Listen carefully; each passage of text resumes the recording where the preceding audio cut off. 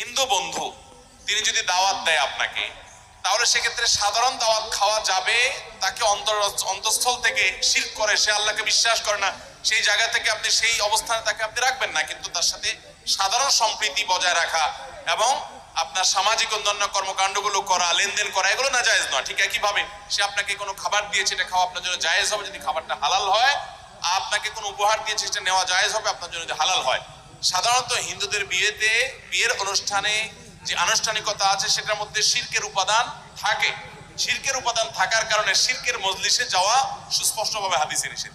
এমনিতে কোনো ভোজন অনুষ্ঠান, এমনি কোনো আনুষ্ঠানিকতা বা পারিবারিক অনুষ্ঠানে যদি আপনি যেতে চান, সেখানে আপনি যেতে পারেন। ওই যে আপনার মধ্যে ইমানের যে ওয়ালা এবং বাড়ার যে দাবি আছে, সেটার কোনো ঘাটতি হতে পারবে।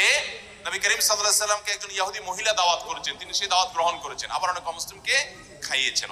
আল্লাহ রাব্বুল আলামিন সবগুলো কথা অনুযায়ী